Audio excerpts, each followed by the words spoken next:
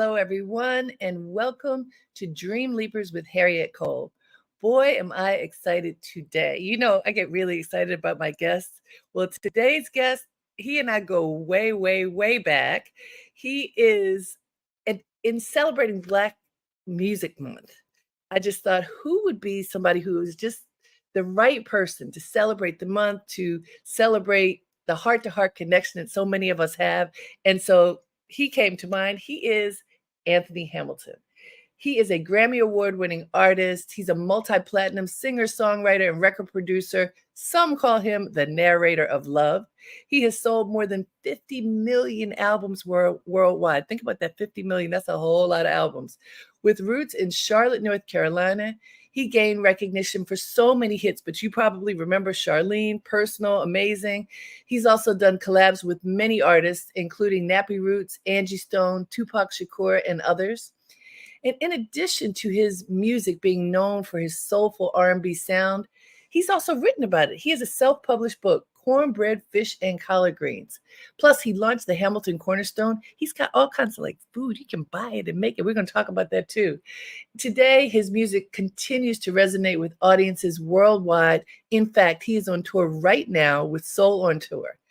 So we also are celebrating Father's Day. So in honor of Father's Day, we celebrate Anthony Hamilton, who is the father of, I believe, 6 sons. Yes, indeed. Let's extend a warm welcome to Anthony Hamilton. Hey. Is it true? Is it 6 sons? Is it 6 sons? Yes, six boys. Wow. Wow, Yeah. That's awesome. Well, happy Father's Day. Thank you. I dropped the young 3 off this morning to school.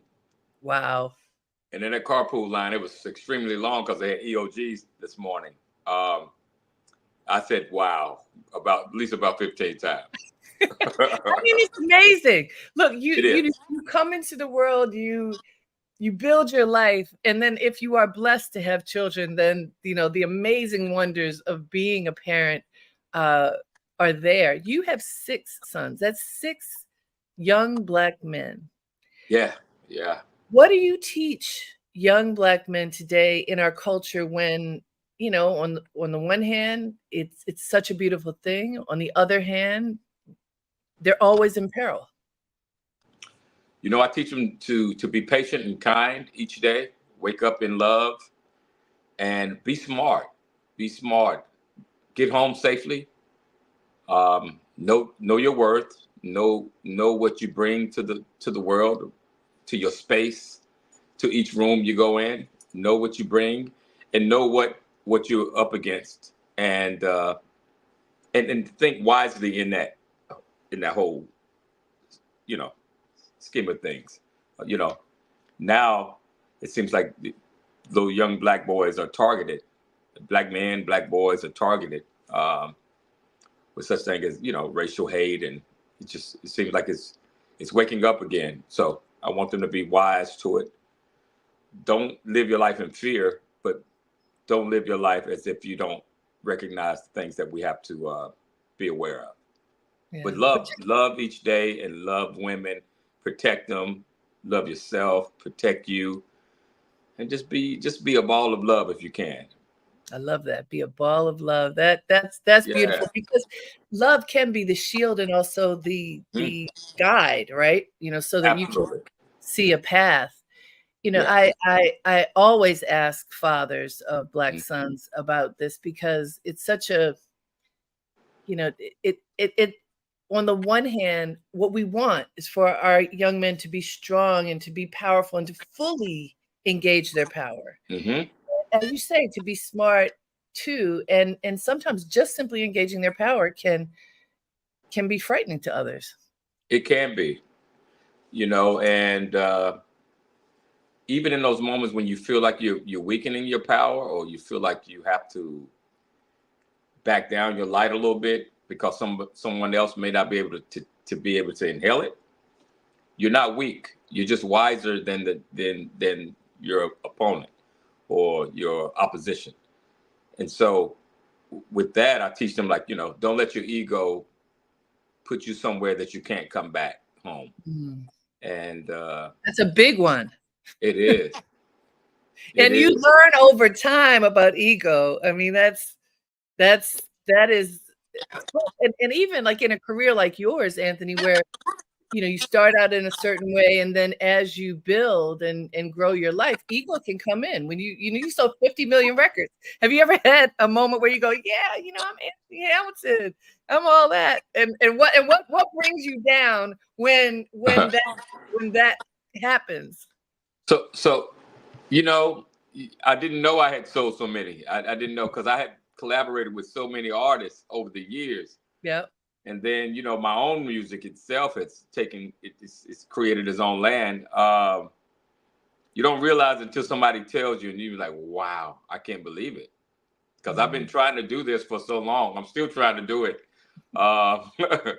And you get to a place, it's just like gratitude, man. I'm just so thankful that I'm on the other side of it now. Yeah. And for so long, you feel like you're begging someone to believe in who you are. And you're trying to knock those doors open, and you're trying to get people's attention. And when you arrive, and those people who doors were closed start to open, and hey, it's you. It's like, whew. That's a sigh of relief. Yeah, it's a sign of relief, man. And you can pay your bills on time, and you can help out family and do stuff for other people. That's when you really feel like, okay, I got some superpower now. And you get into restaurants early sometimes. Right. That's right.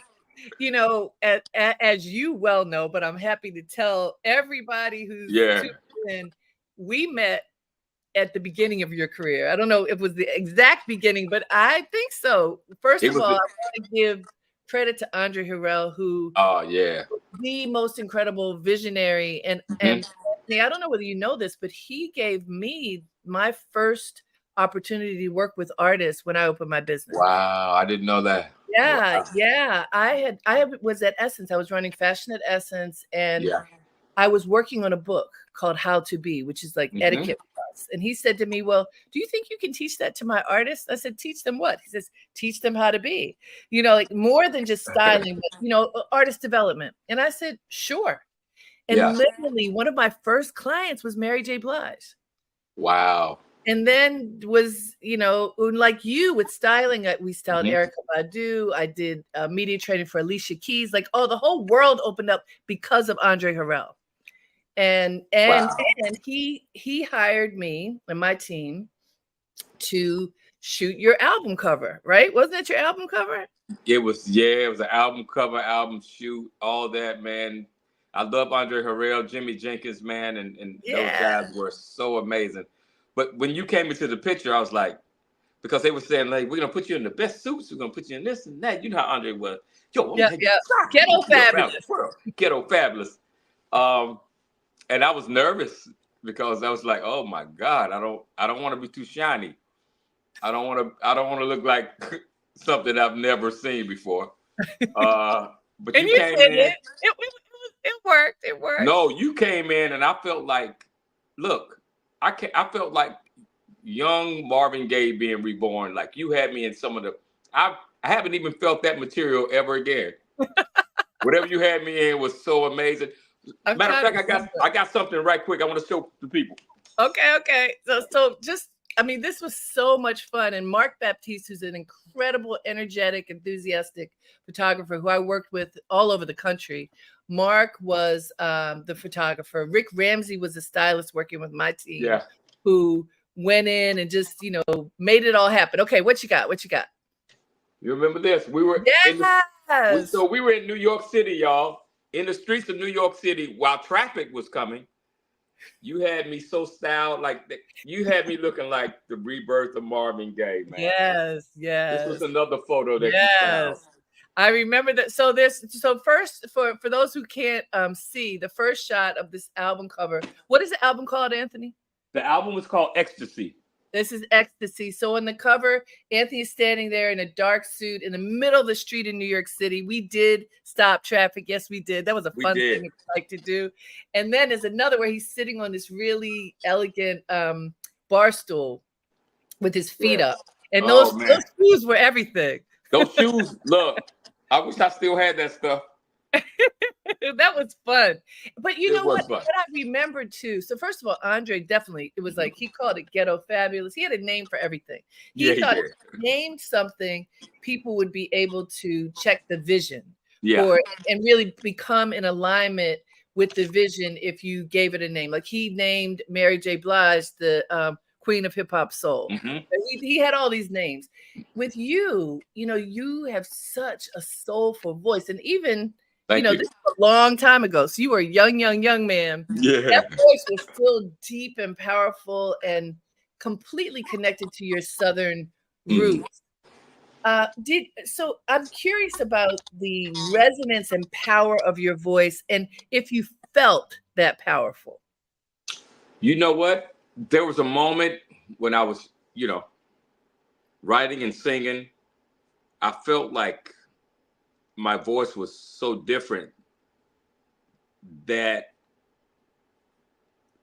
for a moment I was ashamed of it because, coming from Charlotte, North Carolina and coming from around the church guys and some of the guys who did all the, so they had all these acrobatics. There was a few guys who said, he can't sing. I don't understand why y'all want him in the group. Oh. So there was a moment when I was ashamed of it. And then there was a moment when I started to arrive. I was like, wow, maybe what I have is special. Maybe it's something that I really, really need to pay attention to and just love.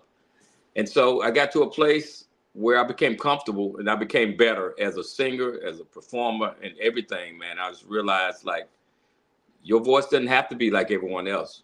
You have your own unique style, your way of expressing yourself, and that's what the world's gonna fall in love with. That takes a lot to get to that place because we all want to fit in.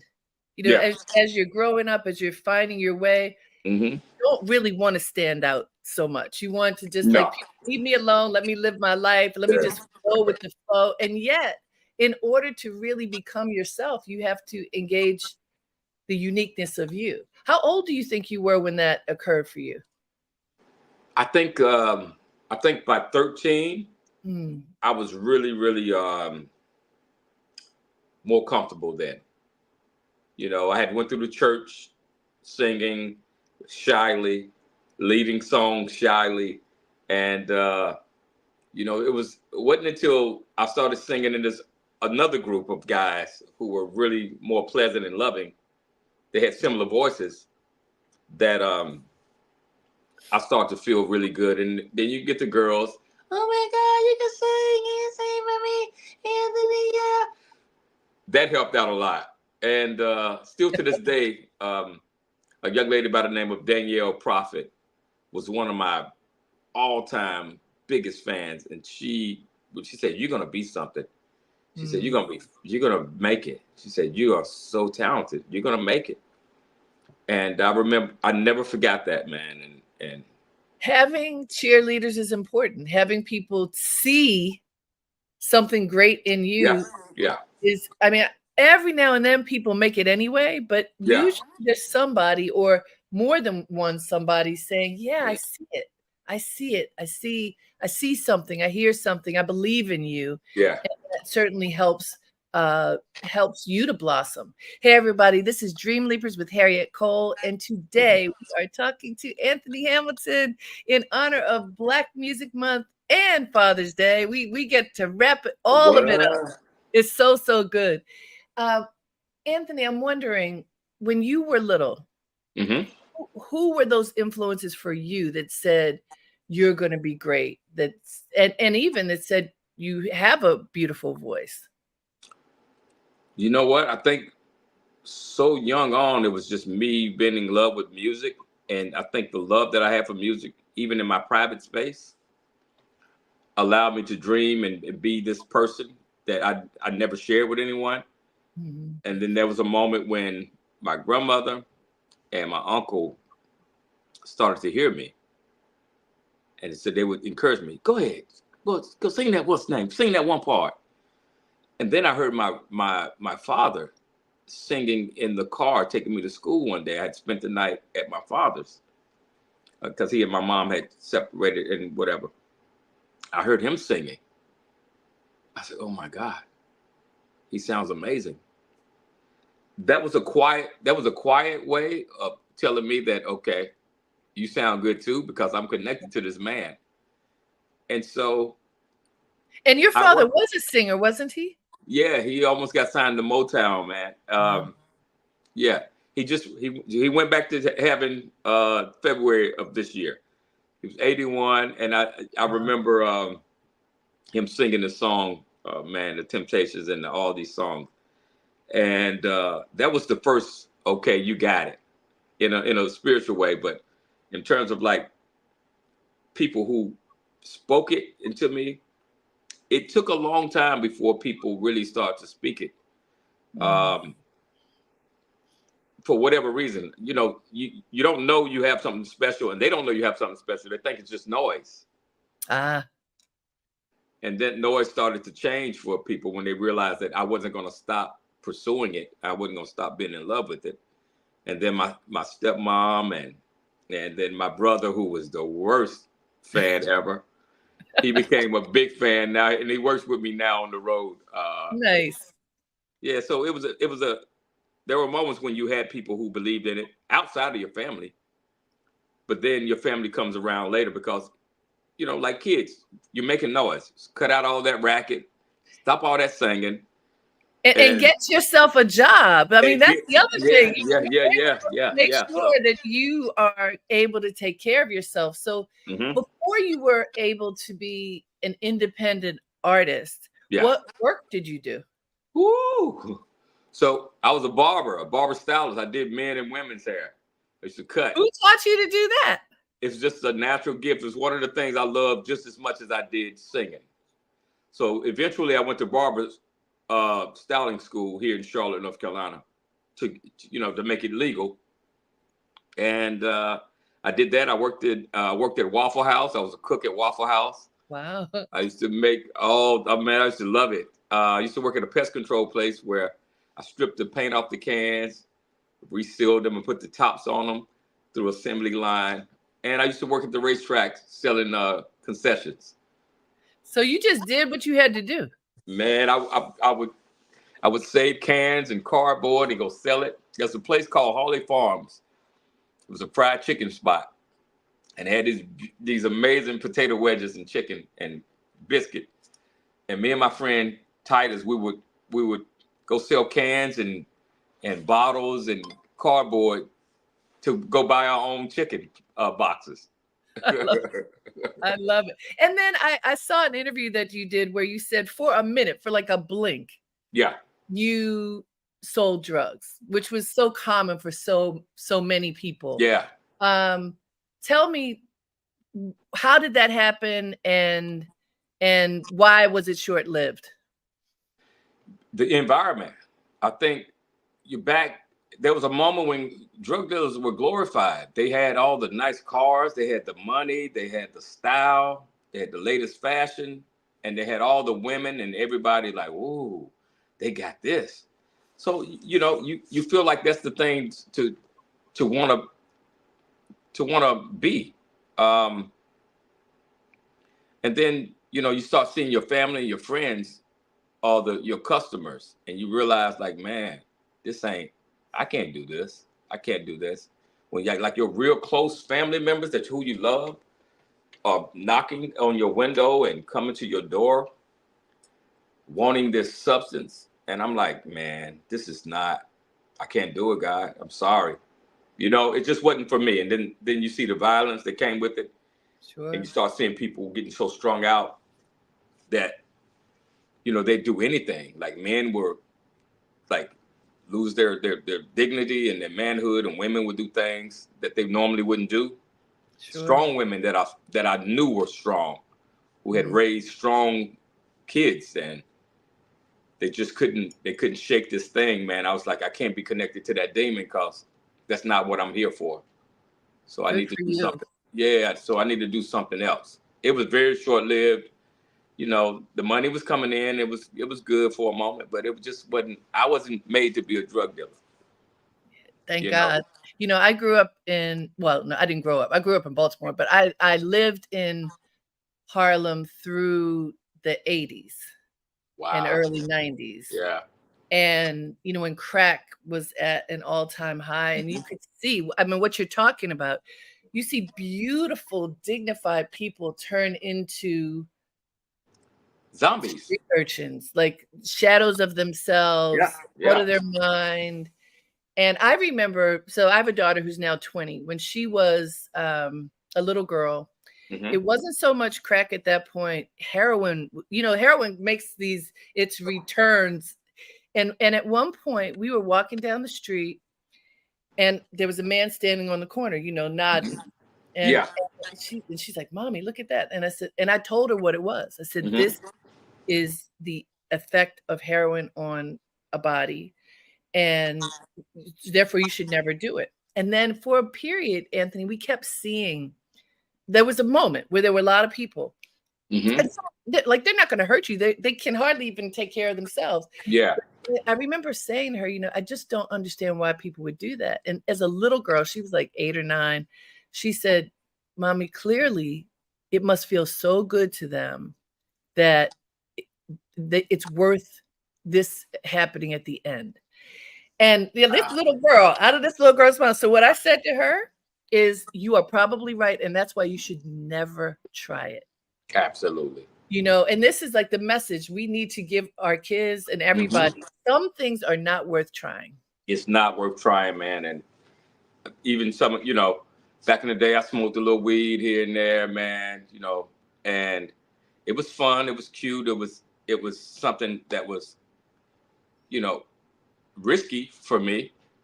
It took a long time before I tried it. But as I got older and I started seeing like the weed smokers, the cigarette smokers start smoking weed, and the weed smokers start smoking cocaine, and the cocaine smokers start smoking crack, and it just kept going and going and going. I was like, I gotta disconnect from this train, man. Yeah. This is not it. I see now how you Spider-Man from one to the other, Mm-hmm. and you end up in your own web. And I just didn't want it. I knew that I was called to be something other than that. And it kills your dream. I mean, like this, my show is Absolutely. called Dreamleapers. It is all about, I have people on to talk about how they became who they are, to inspire other people Yeah. from who they are supposed to be. And Mm-hmm. there are dream killers, and that certainly is one of them. And I wanted you to talk about it because I loved your story of understanding very quickly. Yeah. It's not for me. I love my people and myself too much. I love my people, man, and I love myself, and you know, and my freedom. Like the thought of going and being in a box, a chain, or barred from people I love, and from being able to go outside. Like I'm looking outside right now. I don't have no my back windows. I don't have any curtains. I never did, because I can see the trees, man. I'm like, beautiful. Why would I want to be caged away from that? Being able to go outside when I feel like it and enjoy just something simple. Well, and that's about vision, I think, for yourself and your life, and people don't always have that, but I think they look to others to see, okay, this person does have vision. And I want to pivot to talking about as you have built your career, because as you mentioned earlier, you know, it took a while to get to the point where you felt, okay, this has clicked in. Yeah. Even the first album didn't launch. And one of the things that many artists find themselves in also is when there's a change in the label, then what happens? You know, so like, yes, Andre Harrell was amazing, but then didn't something happen with Uptown where you were kind of caught in the middle of it? Absolutely. It became, I think, shortly after, you know, Puff had left, and there was a moment when MCA, who were the big machine behind Uptown MCA, I think Uptown and MCA had their internal disagreements, and at that moment, I think Andre decided to leave, or they decided to part ways with Andre. But I got caught in that, and so he wanted to take me with him. Jodeci, Mary J. Blige,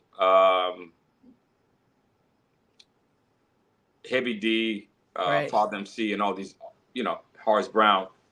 There were artists on the label, and certain ones he was able to take, but they knew the hype behind this new guy named Anthony Hamilton. So they were like, you can't can take have the him. other one, but you can't take him. And so I Isn't went to that crazy? But it so doesn't make sense because there was hype around you. Yes, they wanted to keep you, but then the album didn't get to where it was supposed to be. I think it was just an ego thing to prove to Andre that, okay, yeah, I know you like him so much. We're not going to let you take him. And not only that, we're going to keep him over here, and we may put him out and we may not. So I got caught up in that. I think Heavy D tried to come to my rescue. There was a few people. Jimmy Jenkins was fighting really hard, who was managing me, and I was Polo Ground, signed to his Polo Ground. And MCA was so adamant about not letting me go with Andre Harrell that they missed the opportunity to put the album out. But you know what? I think it was perfect because I don't think I was ready then. I had the talent. I put out a single or two. I had a duet with Terry Robinson, New York Undercover soundtrack, I Will Go. The video was beautiful, and I felt really good about that show back then was everything. Oh my God. That was like, for anybody who doesn't know that show, New York, you probably still find it somewhere in the streaming land. But that show was everything. And it was a cop show with people of color. Yes. Black and Latina. The Latina. It was incredible, man. And at that moment I was like, wow, I'm connected to not only just music, but I'm connected to these movies and these TV shows. I'm in it. God, I'm in it. I came from Charlotte, North Carolina. So now I'm in New York, and I'm in the thick of it with some of the most amazing artists. And I'm like, this gotta be real. So, okay, this deal didn't work out. This part didn't work out. For a moment, I was like, dang, I really want to be with Andre and those guys. But then I was like, okay, if you brought me this far, I know you got something planned for me. Right. And by the way, just because today, very tragically, we see Puffy in a terrible situation. Yeah. We see Russell Simmons, I think, is in Bali, and he's gone through whatever his situation has been. Andre Harrell has passed on. Yeah. But back then in the early 90s, which is early mid 90s, which is when you were working with them. I mean, this was the height of hip hop. They were at the top of their game. I remember Puffy literally sitting at the feet of Andre and Russell, learning and being an incredible student and wanting to build this genre of music. What are your recollections of them during that time? Yeah, Andre Harrell, like you said, was a great visionary. He was someone who saw a vision and knew how to make people believe in it. And like you said, he would give it a name so that you could attach yourself to it. And he was such a great visionary and a style builder. Russell was coming off so much amazing hip hop. He was always full of knowledge, always full of wisdom, and just a person who felt like anything you want to do, you could do it. Nothing can stop you.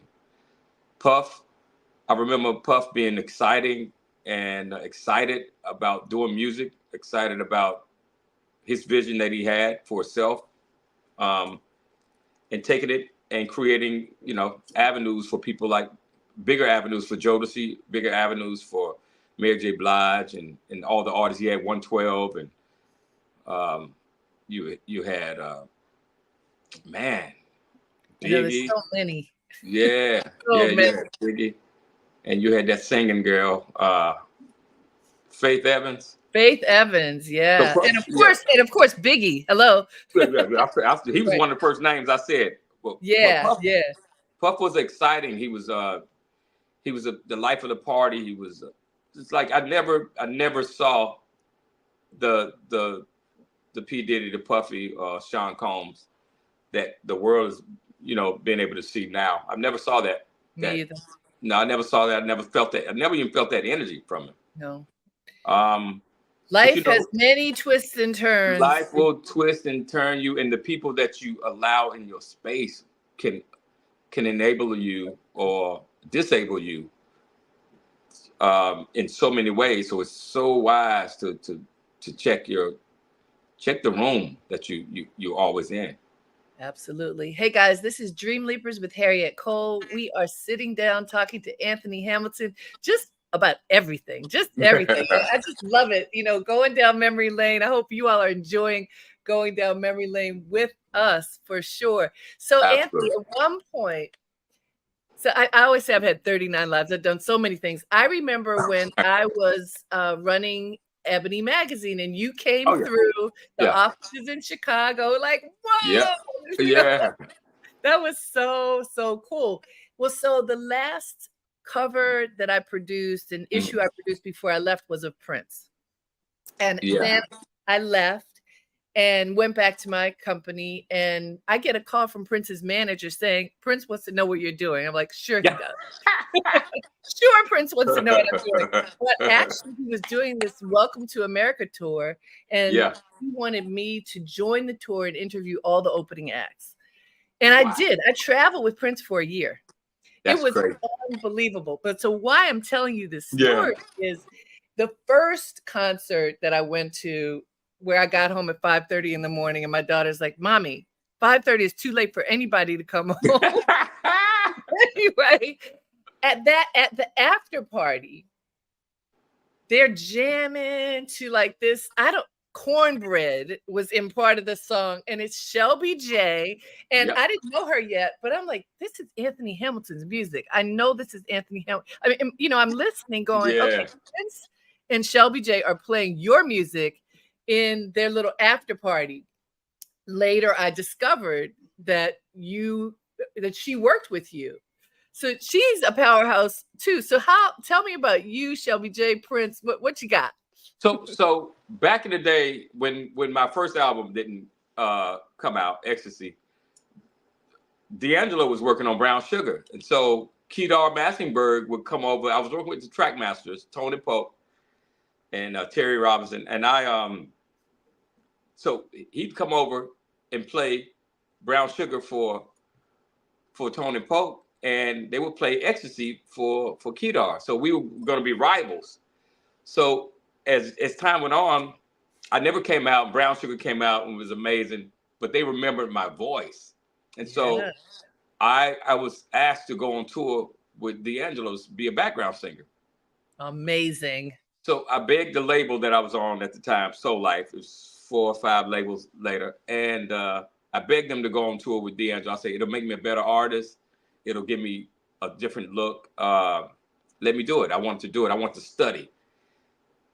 Lo and behold, I'm there. They gave me the grace. And this young lady came in and said she was from North Carolina with this big old afro, dark skin, thick sister, singing her tail off. Her name was Shelby Johnson, Shelby J. We all sang, man. We toured with D'Angelo for a year and a half, the whole tour. We became really, really close friends.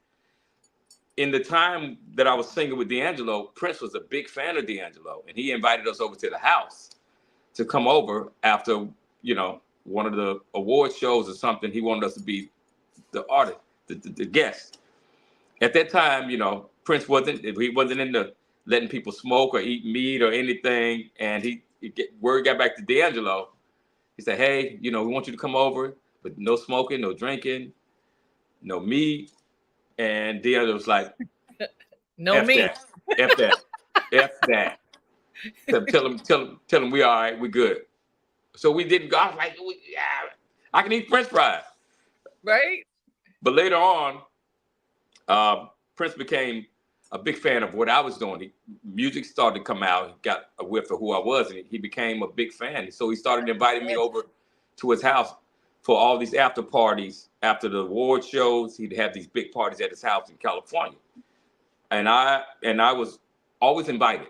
I went probably about 10, 11 of them. He became a big fan of mine, man. And he would talk to me. He's like, I don't know why you're not leading this R&B music thing. I don't understand why you're not leading it. Come. So he wanted me to do this song, Breakfast Can Wait. He had written that song with me in mind. And he was like, let's cut it and put it out. I said, but I'm signed to a label. I can't just. He didn't care. No, he didn't believe in all that. He was like, you are your own business. You're signed to yourself first.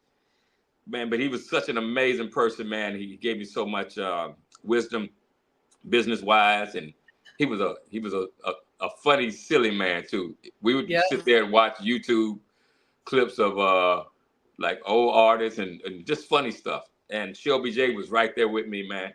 So she ended up singing with him for at least about 8 years, and she still does stuff now. She still tours with his legacy. And man, it's just a beautiful journey being connected to so many beautiful people. You look back and it's like, wow, I can't believe. I'm telling you. I mean, I remember, first of all, what an incredible opportunity. I interviewed Cassandra Wilson, Esperanza Spalding, Mary J., who had been my client years before. Yeah. I mean, just endless. Every opening act, Chaka Khan, all of them. And then that's crazy. I never even knew about that. That's incredible. Yeah, we made a documentary about the tour at the Forum in LA because he made $25 tickets at the Forum. And drove Live Nation crazy. They're like, we can't do that. And of course he said, we're doing it anyway. And we did. And then we made a documentary that appeared on the Africa channel. And it's streaming now. Wow. I'm gonna watch that. Yeah. It's called Prince Behind the Symbol. Yeah. It was nominated for an NAACP award. Like, it was this incredible thing. He said, I just want this to happen. Prince was an incredible visionary. And I also want to say that this was in 2010, 2011. He was clean then. Food, this was the best craft services I've ever seen at any production. The best craft services, healthy food. There was vegan food, but then he had chicken and whatever for people. Yeah. There was very little alcohol. Yeah, very little. I mean, it was clean. He was clean. Yeah. You know, and I think probably because of the pain that he experienced because he was doing splits when he was 50, that, you know, whatever that pain medicine probably turned into what took him out. But he was clean. He was fit. He would say to his band, you know, y'all need to be fit like me. Look, I opened up for Prince here in Charlotte, North Carolina, and at the Spectrum Center, big, huge. He had it sold out. So he wanted me to open up for him. That's just how much he thought about the people that if he really liked you, he rode with you. And I remember we sitting there waiting to go do sound check. Me and my band are sitting out, and man, we heard the sound. You know what a 10-speed bike sound like, right? Yes. Here he comes riding in on his bike, coming over to me. I was like, how in the hell did he know where I was? First of all, it's dark in here. And I'm black. He said, Anthony, you want to make some noise? I promise you. That means you're ready to do your sound check. You're ready to go up stage and make, sure. Yeah, we ready. And so I was supposed to do a song with him that night. And so all that time I was waiting under the stage for him to bring me out, but they kept saying, go up there. I was like, I'm not going up there until he says it. So that was it was one of the most beautiful and nerve-wracking moments in my life. I was like, damn it, I missed the opportunity to be on stage with him at the same time. That's so crazy. So thinking of the bike at the Forum, when they were in rehearsal one day, my husband and daughter had come because, you know, they come in from New York. And I told Prince, my daughter in elementary school was learning a Prince song that he had sung on Sesame Street. I can't even remember the name of it, but there's this kid song and she was learning it in school. So I told him, you know, one day, and then he rode in on his 10-speed. Now, it was not for anybody to interrupt Prince, but you know, when it's your family, you take some. So I see him coming in around on the bike, and I say, Prince, Yeah. come here for a minute. And I said, I want to introduce you to my family. He says, okay. So he goes over. He says hello to my husband, and he says hello to my daughter. And he says, oh, I hear you're performing this song. And he says the name of it, and she says, yes. And I mean, well, she's about 4, this is long ago. And yes. And so he says, well, I want you to perform it with me tonight at the concert. I'm going to add it to the playlist. And so she says, oh, I don't know all the words yet. He says, oh, no, I don't want you to sing. I want you to play the piano. You do play the piano, don't you? And she's 4. And so she was learning. So she looks. And so, well, I'm learning. And so then he says, well, you do have a piano at home, don't you? And then he looks at me and my husband and says, pianos bring great energy to your home. You need to have a piano. That girl was so scared that he was going to pull her up on stage. Yeah. it was the sweetest moment, and then she went back to school and told the teacher and the kids. No one believed her. And because he never let you take a picture with him, No, he don't play that. They didn't believe her. I don't have any pictures with him. I don't think. He refused. He's like, and if you take a picture, you will get excommunicated. So you cannot do that. I never tried. And when you're there, you don't even think about it. It's such a beautiful energy that he brings. Like people say, like, don't look him in the eyes, don't do that. But this man had an energy and a glow. He really did have something different. He did illuminate like the space he was in, and like you felt that. Seriously. He did. No, I agree. Yeah. I agree. Okay, we have a few minutes left. I want to know about you and cooking. You have a book where you talk about food. Yeah. And you have products on your website where like food, Southern food. Who taught you how to cook, and how did this all come to be? You know what, man? Watching my mom, my dad, and my grandmother and them cook, man, that's Southern. It's something Southern that you have to have. It's like a superpower where you can go in there and take grits, cornbread, biscuits, red velvet cake, pancakes and waffle mix, and skillets, and make a meal. Then you have superpower. And so I learned from them to like know how to take care of yourself, know how to create a meal. Sometimes that's the only happiness you have is a good meal and a good something cold to drink. So food became one of my my all-time favorite, things. And so I have Hamilton Corner Store. You go to hamiltoncornerstore.com. We made Oprah's favorite things list. So we have congratulations. Thank you. We have skillets, knives, grape juice, such amazing, Southern staples. It's called Hamilton Corner Store. Me and Chef April Robinson. We're very proud to actually to be a part of it and to see what the world thinks. And I think, wasn't it the skillet? That was what Oprah just loved, that skillet. It looks amazing. It is. It's a skillet, it's cornbread, and the biscuits. Oh, that all comes together. It's a bundle, yeah. Hamilton. That's nice. You go to Amazon.com and order them, man. And I think for Father's Day, it's such an amazing gift for fathers. And nice. Have you taught your sons how to cook? Yeah, man. So this week, my youngest is 11, he'll be 12, and the twins they'll be 14, and later on and I have a 27, 33, and 35. Wow. So now me and the young ones, so yesterday and the day before, they're doing their own laundry. I'm tired. So we're teaching them laundry. They know how to make eggs. Their mother taught them how to do the eggs. So now I'm gonna teach them how to like bake salmon or chicken breast and make rice. That's nice. Yeah, so I want them to be self-sufficient. So nice if you get to do that with them. And then, do they ever travel with you when you tour? Absolutely. When they're not in school, so they're about to be out of school like June 3rd or 7th or somewhere around in that. And I have some dates coming up this summer. They'll definitely be on the tour bus or the plane, however I'm traveling, they'll be there. And what are their talents at this stage?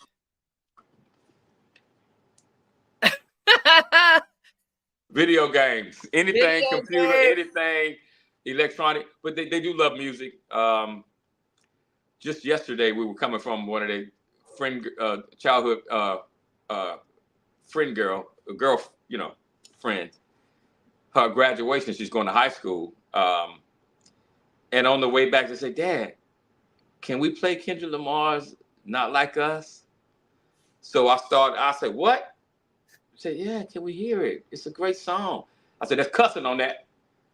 And it's like, Dad, can we hear it? I said, all right, Not Like Us by Kendrick Lamar's clean version. Clean version. It was like, oh. So they really love music, man, and they love culture. They love us as a people and culture. They're into sneakers and fashion, but they love food as well. So I think one of them may be a chef, the baby boy, he loves it. And one of the twins gonna sing. And the other one, I think he just thinks he's just cool water to any pot. I love it. Which confidence. Cool. That's what you want. You want them to have confidence. Absolutely. And even in teaching them, you don't want to break the spirit, but you want them to have some kind of structure in terms of like discipline and things. That's beautiful. So I know you're touring this summer. Yeah. What's next? There's always what is new music, new what? What's coming up next for Anthony Hamilton? You know what? Yeah, new music. I'm finally going to do my hat line. It's called House of Fedora. I really want to do it, but for a moment it was so saturated with hats and so many people doing it. And I was like, okay, let me take a back seat and really study and see what's going on. So definitely the new album, country album, and country album. Yeah. I grew up watching a show called Hee Haw and just. I remember that. You know what I'm saying? And it's just something that's in me. My own way of doing it. And a gospel inspirational album. Those two are something that I really grew up on, and I feel like. So let me ask you about this. There's a lot of controversy, let's say, about the traditional country market and Black folk coming in. Even Beyonce, as big as she is, they were not pleased with her making a country album. Do you feel any pressure from that part of the music world to not enter that space? I think if you focus on it, then you will. But if you focus on the fans that already love you, then you accept it, and then the rest of people, they'll catch on. But everybody want to feel like they have something that belongs just to them, right? But when greatness steps in and greatness is being great, you have to allow God to be who He is in everything. And so, even Beyonce, if she gets some pushback, then I'm sure I will too. But I'll keep singing it and keep performing it and start doing duets, and I'll do a song with Willie Nelson and somebody, until they just like, okay, well, damn it. Boom. It'll be a drop the mic moment. Leave it be. You picked a fine time to leave me, Lucille. So. I love it. Well, it has been delightful to talk to you, Anthony. I'm so proud of you. You just continue to bring joy to us, and that's what it's all about. So have a fine time on your tour. Happy Father's Day. Enjoy those boys, love them up, and I look forward to seeing you again. Thank you. And I'm waiting on a new outfit because I know you got it. Sounds good. I appreciate you. Thank you so much. And thank y'all. Appreciate it. All right. Thank you, everyone, for tuning in. It has been fantastic talking to Anthony Hamilton. You can go on his website and check out those yummy recipes that he's got. And also, he's on tour. So anthonyhamilton.com, you can find everything. Until next time, have a great day and make it count.